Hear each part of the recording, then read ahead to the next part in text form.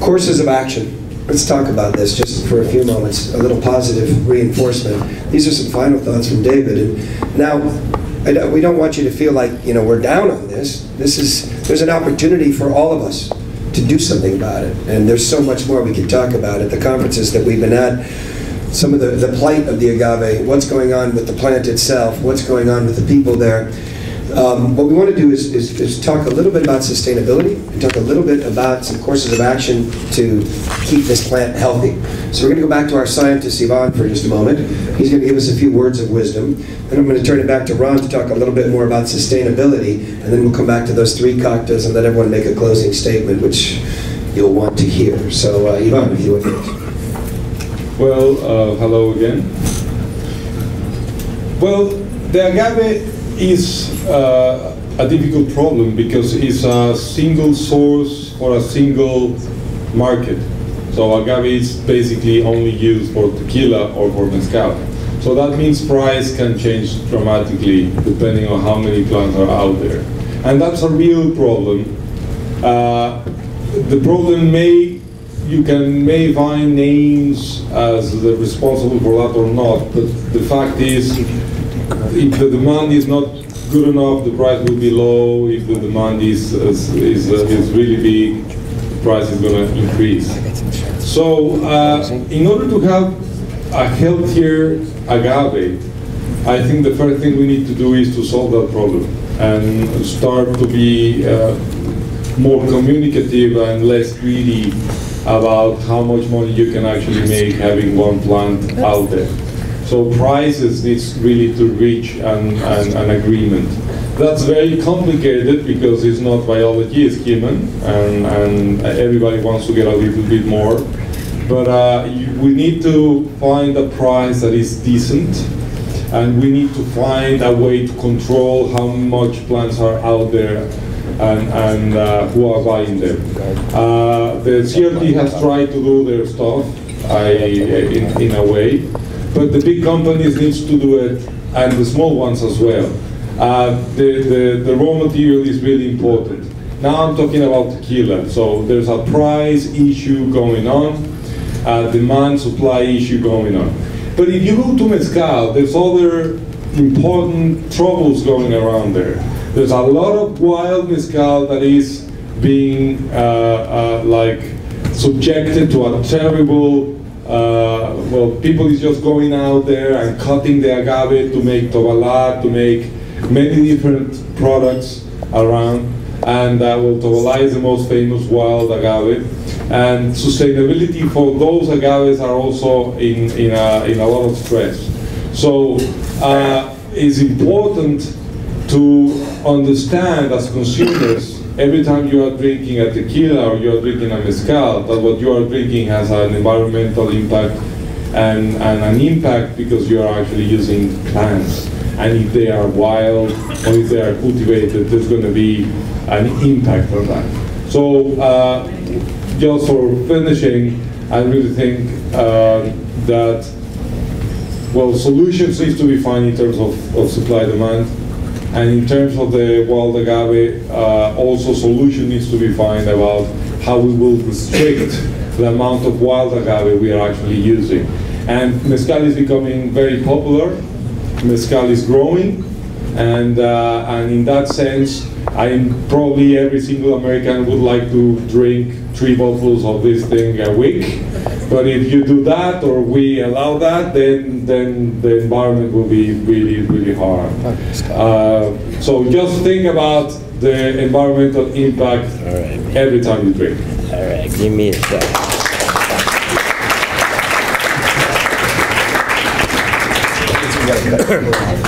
I have a lot of respect for Ivan Saldana. As a matter of fact, I was responsible, Thomas Estes was responsible, because in London, Thomas introduced me to Ivan.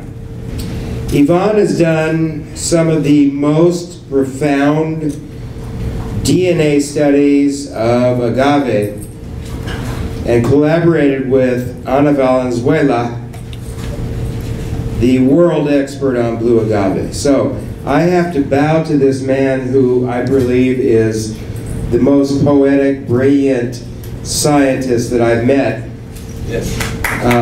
Involved in agave, okay? Uno, dos. Ann Tunerman said to me, hey man, you did a seminar 3 years ago with Steve Olson and David Suro, and it was incredible. What are you going to do this year? That was last year. I went, we already did it. Okay? She said, no, no, no, no. What are you going to do? So I went, okay, let's do a seminar on mezcal. I thought I'd get off the hook. I brought 5 mezcal makers up. We talked about mezcal. We tasted mezcal still. Phil was the moderator. This year, she goes, what are you going to do again? I said, there's nothing I can do again. There's nothing. And then I went, oh my God, I was in London with Tom Estes. I was in Paris with Tom. We had a ball. And he introduced me to Yvonne, and I went, We slept together. We slept together, yeah, we slept in the same room. I said, That is okay. so much more information than any of us wanted. All right. I went, That's an image I can't do. I can't do it. I went, can't do it. okay, we can do a seminar on terroir of agave, because now I know this doctor of biology who I can bring up here, and we can do it. So we did it. Who are going to get to run this thing? The greatest guy in the world. Anyway, so, but here's where I have to differ with the dear doctor, okay? I'm going to keep it really short. There is a syndrome where you read something on a blog on the internet and it's the truth.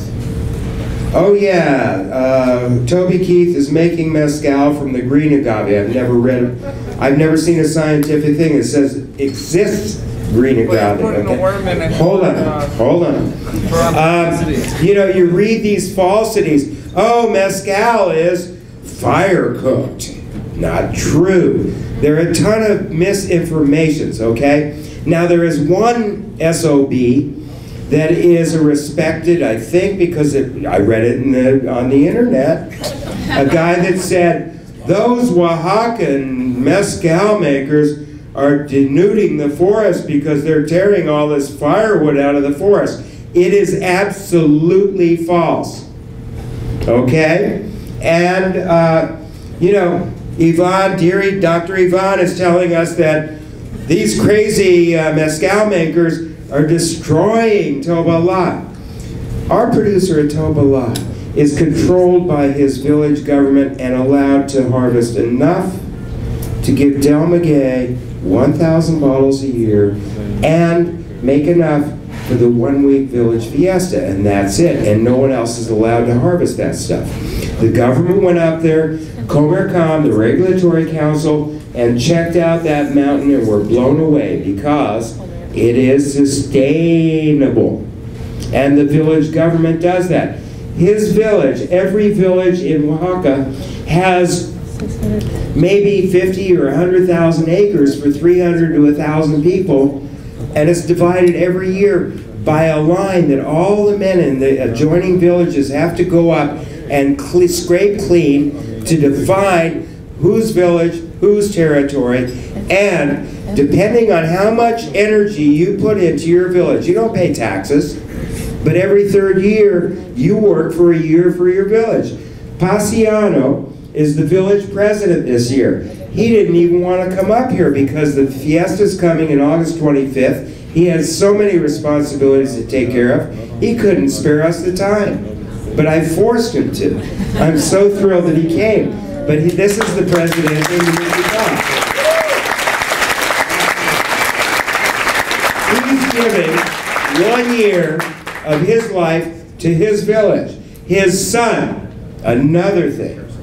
His son, Marcos, who went up as you know, I've known him since he was 10. He went up 6 years ago to Clarksville, Indiana to be a roofer, illegally. He learned basketball English, you know, tough-ass basketball English. He's finally come home, and he is a great new distiller working with his dad. Chichicapa. Faustino, for years, has said, when is Del Maguey going to make enough mezcal with me so I can bring my son home from picking grapes in Bakersfield? Max is home. I'm going to his wedding, November 19th. You're all invited. Sustainability. All right? Del Maguey is beyond fair trade. My signature, and you guys that get emails from me know, pre-organic, pre-sustainable, pre-fair trade, pre-green. This is all shit that's new. It's like in the last 5 years, we've been doing this for 16 years, and our model are these people, and David Suro has taken a cue. David Suro is brilliant because he knows that we have to go back to the old traditions. We can't be sustainable going ahead and gobbling up all our resources. We can't do it. So what we got to do is look at the traditions. And this man just showed us that. We have to, in order to have anything of quality, we got to go back. We got to slow down. And we got to make it right, okay?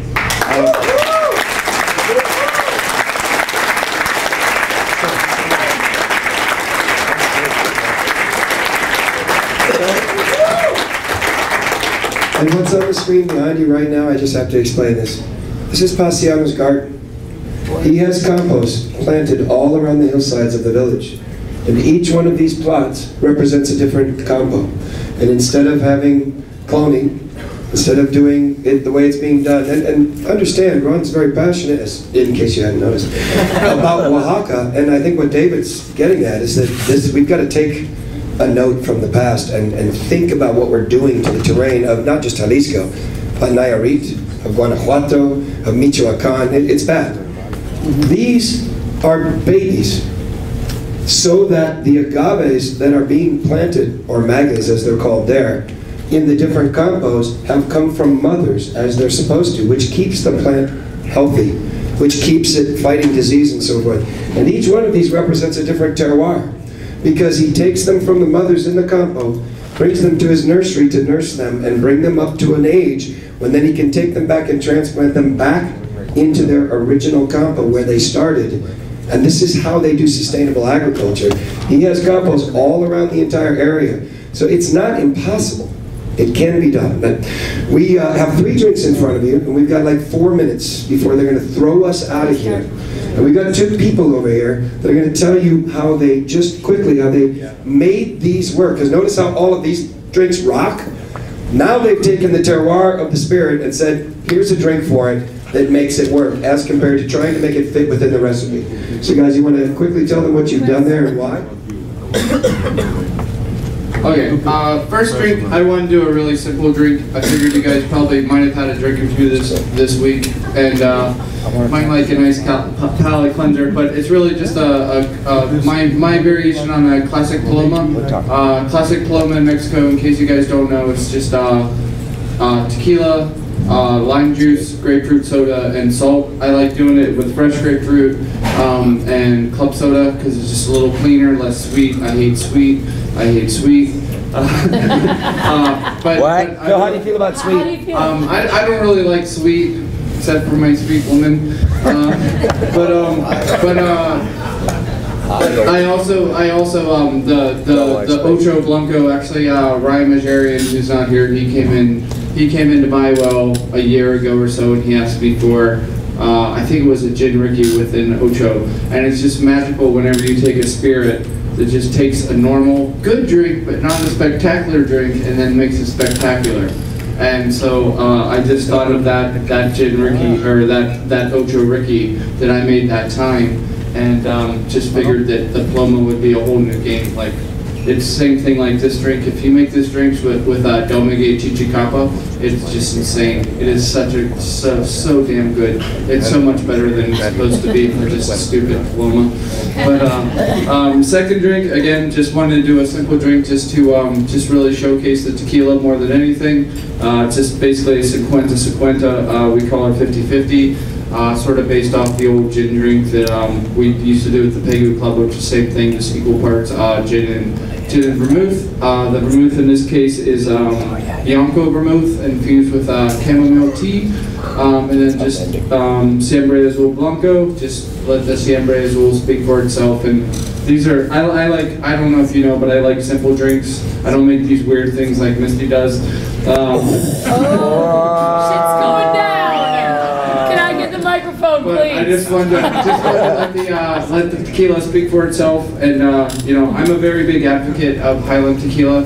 I think when we're speaking about terroir and things like this, again back to time and terroir, I feel like, you know, the soil in the valley is a little more depleted. I think the brains of the producers there are a little more depleted, and the juicy fruit, and they just. Whoa! And it's just, Give me the microphone. Okay. You're done. You're done. Over, All right, over, Phil. over. You put your foot in your mouth like I do. Love you, my friend.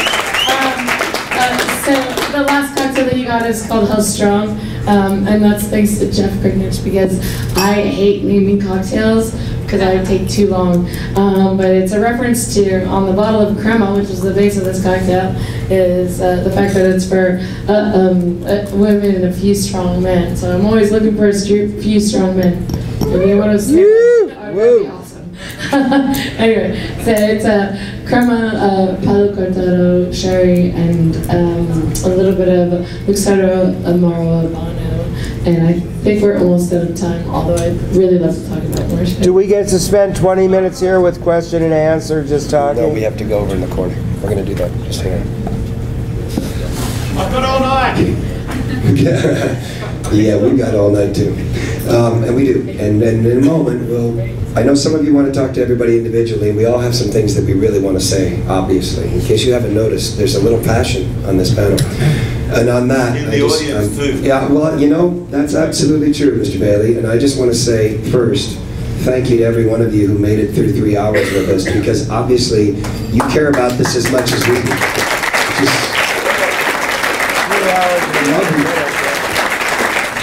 A lot of love out in this room right now.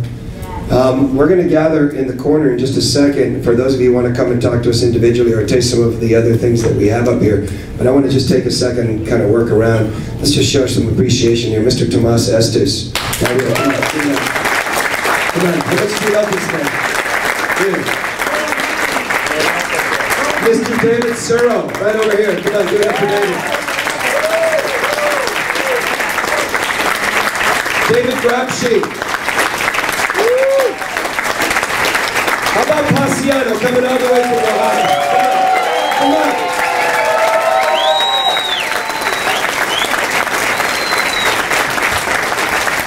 Bill Ward over here. Come on, give it up for Bill. Mr. Del Govan. Dr. Ivan Saldana. Ron Cooper. And Mr. Steve Olson. I have to say this. We've gone a lot of places and we didn't even begin to scratch the surface. This, we said it starts with a plant, and it does. And the plant is where the terroir comes from. We talked about man's influence, and we've talked about some of the issues. We've talked about what we have to do to fix it. And I just want to go back to the very beginning. This is about a place. It's about Mexico. It's about a culture. It's about a people. It's about an art form. Tequila and mezcal is a cultural icon. It is artwork. It is woven into the cultural fabric of that nation. That's what this is about. And it's people that you see in images like this. Come on, baby. Don't fail me now. We need this image. Here she is. And this one. And when you drink from now on, there's one thing. We can't cure everything. Hecho en Mexico, 100% agave. Don't mess around with the other shit, okay? People, thank you so much. We love you. Thank you. The idea of information on the bottle, we did it for you. That is the information of the terroir of everything you tasted today on the back of your sheet, broken down the way we think it needs to be broken down, okay? Come and visit with us one-on-one. We've got to close this down and give this room back to the hotel. Thank you, everybody. We'll see you all at the awards tonight. Have a great weekend. Is it possible to get a quick shot of y'all before y'all break up? Nicely done. Thank you. Yeah, it was, this is my 8th seminar. Yeah. Absolute best this year, and it's the last years. Really great. Thank you. Where are you from? Maine. Ron, this is Herman. He's one of the best regulars ever at Journey. Yeah, she's my bartender and guide. and actually, the preparation for this started like a month ago when I would go see her and say, I don't like mezcal. Teach me how I like mezcal, you know? Where'd Phil go? Well, Where's Phil? Told him I'd like Phil to hear that. Phil just split with the Tobola. Phil Ward! Hey, Ron Cooper. I'm Georgia Scott. I knew you like 25 or so years ago. I taught at Aspire. You came and talked to my architecture students. I'm David Greger's friend. Make sure you guys all nice get a to see you shot again. too. I hope you like drink a lot of it. Let's go. Thank you. All right, bye-bye. I gotta go pee really bad. I'm just waving at you. Good program. Steve, thank you. He was really pissed.